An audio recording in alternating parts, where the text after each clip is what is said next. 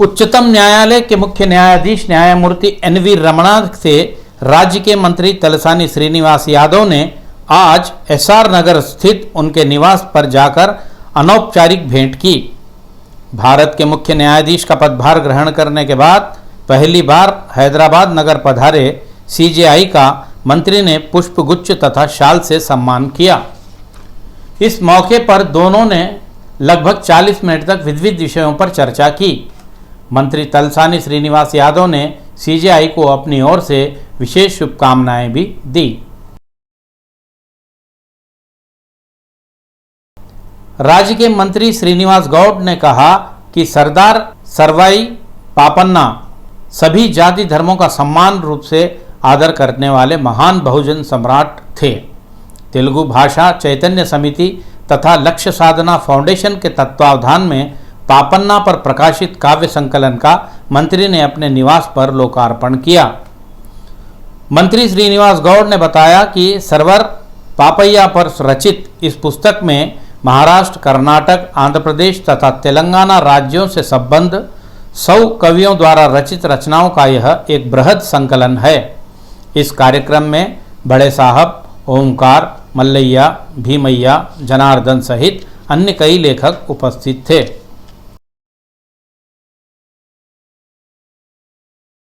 राज्य विधान परिषद के प्रोटाइम चेयरमैन भूपाल रेड्डी ने कहा कि मुख्यमंत्री केसीआर द्वारा मुझे सौंपी गई जिम्मेदारी को किसी भी प्रकार की आंच न आए, इस तरह मैं अपना काम करूंगा। आज अपने पैतृक ग्राम रामचंद्रापुरम का उन्होंने दौरा किया। इस मौके पर उन्होंने ग्राम में तालाब कट्टे पर चल रहे विकास कार्यों की समीक्षा भी की। राज्य विधान परिषद को प्रोटाइम चेयरमैन का पदभार ग्रहण करने के पश्चात पहली बार अपने पैतृक गांव ओल्ड रामचंद्रपुरम पधारे मेदक के एमएलसी भूपाल रेड्डी का पार्षद बुरुगड्डा पुष्प नागेश ने भव्य रूप से स्वागत किया। इस मौके पर ढोल ताशों तथा महिलाओं द्वारा आरती उतारकर शाल द्वारा उनका सम्मान किया गया। इसके पश्चात भूपाल रेड्डी पदयात्रा करते हुए ग्राम के तालाब तट पर स्थित पोचम्मा माता के मंदिर में विशेष पूजा अर्चना की। एमएलए महिपाल रेड्डी के साथ मिलकर पार्षद दंपति ने उनका गजमाला पहनाकर सम्मान किया। भूपाल रेड्डी ने ग्राम में नवनिर्मित नागुलम्मा मंदिर तथा कट्टमैसम्मा मंदिरों का भी दौरा किया। उन्होंने लोगों से कहा कि तालाब के आसपास के इलाकों का और भी सौंदर्यीकरण एवं विकास किया जाएगा। ఎమ్మెల్సీగా భూపాల్ రెడ్డి గారు మూడోసారి మెదక్ జిల్లాకు ఎన్నికై ఈరోజు తెలంగాణ రాష్ట్రానికి కౌన్సిల్ చైర్మన్గా ఎన్నికై మొట్టమొదటిసారిగా పటంచెరు నియోజకవర్గంలో అడుగుపెట్టిన సందర్భంగా నియోజకవర్గ ప్రజల తరఫున కౌన్సిల్ చైర్మన్ గారికి వారికి నేను ప్రత్యేకంగా సుస్వాగతం తెలియజేస్తాను। ఎందుకంటే భూపాల్ రెడ్డి గారు సుదీర్ఘ రాజకీయ జీవితంలో ఎన్నో పదవులు అలంకరించి 3 సార్లు కౌన్సిల్కి ఎన్నికై కౌన్సిల్ చైర్మన్గా ఎన్నికై పటంచెరు నియోజకవర్గానికి ఇంకా మెరుగైన సేవలు అందించడానికి ప్రజలు ఆశిస్తూ ఉన్నారు। తప్పకుండా అటువంటి మేలు దొరుకుతుందని చెప్పి నేను భగవంతుని ఆశిస్తూ భగవంతుడు కౌన్సిల్ చైర్మన్ గారిని వారి ఆయురారోగ్యాలు భగవంతుడు చక్కగా చూసుకోవాలని చెప్పి నేను మరొకసారి ధన్యవాదాలు తెలియజేస్తూ ముగిస్తాను। గౌరవ ముఖ్యమంత్రి గారు మరి ఆ రోజు 3వ తారీఖు నాడు చైర్మన్గా పదవి విరమణ చేసిన తర్వాత ఇంతకుముందు ఉన్నవారు అది ఖాళీగా ఉండకూడదని అభిప్రాయంతో ప్రోటం చైర్మన్గా మరి గౌరవ ముఖ్యమంత్రి గారు గౌరవ హరీష్ రావు అన్నకు చెప్పి తెల్లారి అపాయింట్మెంట్ ఇచ్చేయాలి అని చెప్పి మరి నాకు 4వ తారీఖు నాడు మరి ఛార్జ్ ఇచ్చి ఆ స్థానంలో కూర్చోబెట్టడం జరిగింది। ఆ సందర్భంగా నేను మరీ ముఖ్యంగా గౌరవ ముఖ్యమంత్రి గారిని నేను మనస్ఫూర్తిగా వారికి ధన్యవాదాలు తెలుపుతూ అలాగే హరీష్ రావు గారికి ధన్యవాదాలు చెప్తూ మరి ఈరోజు మొదటిసారిగా పుట్టిన ఊరు అందరినీ కలవాలనే అభిప్రాయంతో రావడం జరిగింది, కార్యక్రమాలని కాదు. అట్లనే మా శాసనసభ్యులు మిత్రులు మైపాల్ రెడ్డి గారు మిత్ర బృందం అందరినీ కలవాలి. जीएचएमसी उप्पल सर्किल के जवान महेश के परिजनों से रामंतापुर क्षेत्र की पार्षद बंडारू श्रीवाणी उनके निवास स्थान पर जाकर उनसे मुलाकात की। इस मौके पर पार्षद ने कहा कि महेश के परिवारों को किसी भी प्रकार की आवश्यकता पड़ी तो उनकी हर संभव सहायता की जाएगी। उन्होंने बताया कि वे अधिकारियों से बातचीत कर महेश की पत्नी को नौकरी दिलाने के लिए प्रयास करेंगी। पार्षद बंडारू श्रीवाणी के साथ रामंतापुर डिवीजन के महासचिव संकूरी कुमार स्वामी, पूर्व अध्यक्ष रेव नरसिम्हार, वेमुला वेंकट रेड्डी, पडिगम नागेश, जीएचएमसी के कर्मचारी सिद्धिलिंगम तथा भिक्षपति आदि उपस्थित थे। शेरीलिंगमपल्ली विधानसभा क्षेत्र के विवेकानंद नगर डिवीजन में कई तेरास पार्टी के कार्यकर्ता रवि कुमार यादव के नेतृत्व में भारतीय जनता पार्टी में शामिल हो गए। टीआरएस से आए कार्यकर्ताओं का भगवे रंग का अंगवस्त्र पहनाकर उनका भव्य स्वागत किया गया। इस अवसर पर रवि कुमार यादव ने कहा कि राज्य में गत 7 वर्षों से परिवारवाद का शासन चल रहा है, जिस कारण जहां की चीज वहीं की वहीं पड़ी हुई है। राज्य में रोजगार न मिलने से बेरोजगार युवक कई प्रकार की समस्याओं का सामना कर रहे हैं। उन्होंने बताया कि अगले विधानसभा चुनाव में राज्य की सत्ता भाजपा संभालेगी और तेलंगाना में चल रहा एकल परिवार शासन का अंत हो जाएगा। మరి దీనాబంద్ కాలనీ నుంచి దగ్గర మెయిన్ శ్రీనివాసరాజు ఇంకా ముఖ్య కార్యకర్తలు చాలామంది జాయిన్ కావడం జరిగింది. చాలా సంతోషమైన విషయం. మరి ఇక్కడే కాదు, శ్రీలింగంపల్లి కూడా చాలా ప్రాంతాల్లో, లింగంపల్లి డివిజనే కాదు, చందనగర్ డివిజనే కాదు, ఇంకా అన్ని డివిజన్లలో పెద్ద సంఖ్యలో టీఆర్ఎస్ పార్టీ నుంచి జాయిన్ అవుతూ ఉన్నారు. మరి ఈ 7 సంవత్సరాల పాలన చూసినట్టయితే ఎక్కడేసిన గొంగడు అక్కడే ఉంది. మరి ఉద్యోగాలు లేవు, మరి కేజీ టు పీజీ అని చెప్పారు, అవి లేవు. డబుల్ బెడ్రూమ్ లేవు, దళితకు 3 ఎకరాల భూమి అన్నారు, ఏమీ లేవు. మరి ఇట్లా చూసినట్టయితే ఎక్కడేసిన గొంగడు అక్కడే ఉంది. लॉकडाउन नियमों को ताक पर रखकर नगर के सीमावर्ती क्षेत्र एक रिसॉर्ट में रेव पार्टियां आयोजित कर रहे कुछ युवकों तथा युवतियों को पुलिस ने गिरफ्तार कर लिया। करताल स्थित एक रिसॉर्ट में जन्मदिन की पार्टी के नाम पर देर रात तक कुछ युवक एवं युवतियां शराब पीकर नाच गाना कर रहे थे। इस कार्यक्रम की सूचना पाकर पुलिस ने उस रिसॉर्ट पर अचानक छापा मार दिया। वहां से 30 युवकों तथा युवतियों सहित रिसॉर्ट के संचालकों को गिरफ्तार कर लिया। वहां से पुलिस ने बड़े पैमाने पर शराब की बोतलें जब्त कर डीजे सेट को भी सीज कर लिया। यह जानकारी करताल के सब इंस्पेक्टर सुंदरैया ने दी।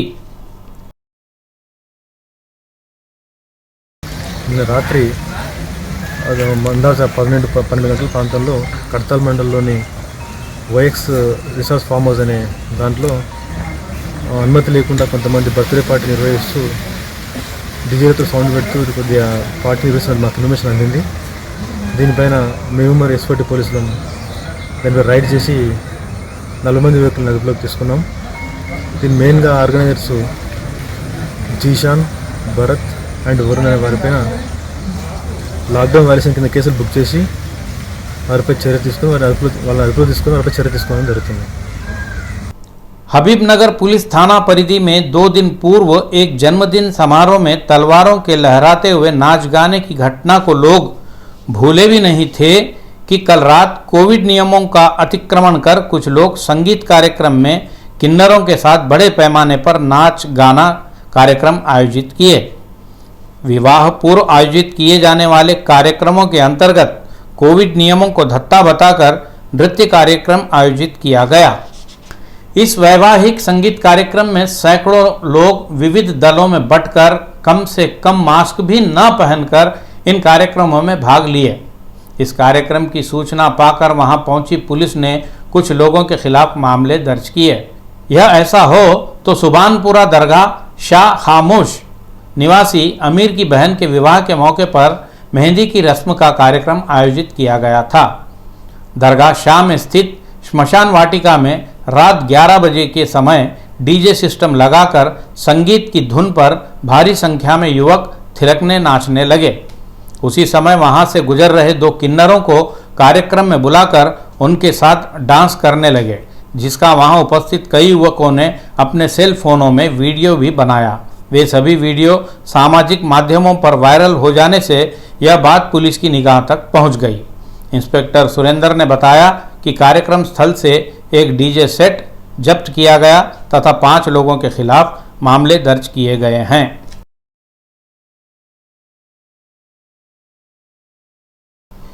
सैफाबाद स्थित सुप्रसिद्ध निजाम क्लब में आज प्रातः एक आग दुर्घटना घटी। इस घटना में क्लब के द्वितीय माले पर स्थित कार्यालय ब्लॉक में आग की लपेटें फैल गई। इस घटना की सूचना मिलते ही अग्निशमन दल के कर्मी घटनास्थल पहुंच गए और 2 फायर इंजनों की मदद से आग को काबू में कर लिया। इस दुर्घटना के मामले को पुलिस ने दर्ज कर लिया है। यह दुर्घटना किन कारणों से हुई, इस कोण से पुलिस जांच कर रही है। आज रविवार होने तथा सुबह का समय होने से किसी प्रकार के जान माल का भारी नुकसान नहीं हुआ है।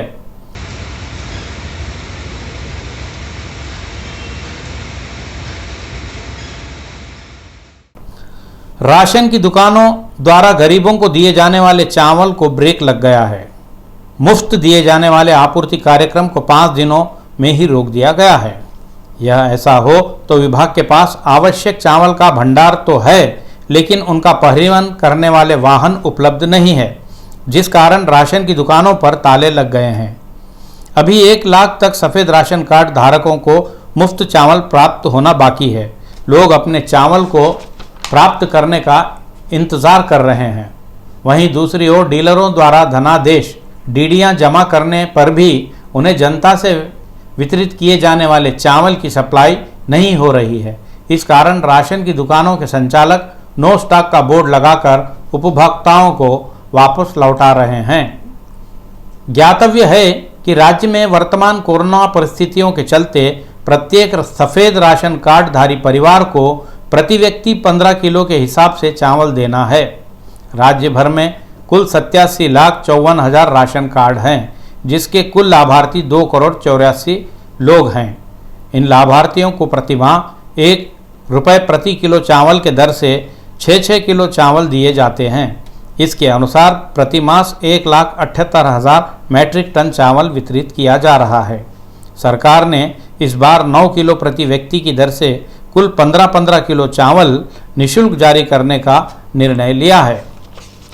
जून माह के लिए कुल 4,31,000 मैट्रिक टन चावल की ज़रूरत है। या ऐसा हो तो यासंगी स्थित FCI के चावल के भंडारण को खाली न किए जाने से स्थानीय रूप से चावल यहां उपलब्ध है। राज्य में इस बार आपदा की स्थिति उत्पन्न हुई है। पहले चावल उपलब्ध न होने से उसकी आपूर्ति रोक दी जाती थी, परंतु इस बार भरपूर मात्रा में चावल का स्टॉक उपलब्ध रहने पर भी उसे रोक दिया गया है, लेकिन उन्हें ले जाने लाने वाले वाहन नहीं है। FDS को चावल पहुंचाने वाले वाहनों का इस समय उपयोग धान की खरीदी एवं आपूर्ति के लिए किया जा रहा है। वहां से लारियां यहां पर समय पर आ रही हैं या नहीं आ रही है, इसकी कोई जानकारी नहीं। इतना ही नहीं, खरीदी केंद्रों पर ही कई दिनों तक लारियां वहीं खड़ी की खड़ी रह रही हैं। लगभग 90% लारियां वही काम में लगाई गई है। अब लारियां आने पर ही चावल डीलरों को मिलेगा, तब कहीं जाकर उपभोक्ताओं के हाथों प्राप्त होगा चावल। इसके लिए राशन कार्ड धारकों को कुछ समय प्रतीक्षा करना जरूरी है। कंटोनमेंट छावनी स्थित वार्ड नंबर 2 में कोरवी कृष्णा स्वामी मुदिराज सेवा समिति के तत्वावधान में बृहद रक्तदान शिविर आयोजित किया गया। इस रक्तदान शिविर का उद्घाटन सादा केशव रेड्डी ने किया। इस शिविर में भाग लेकर रक्तदान किए दानकर्ताओं को सादा केशव रेड्डी ने अपने हाथों से प्रमाण पत्र दिए।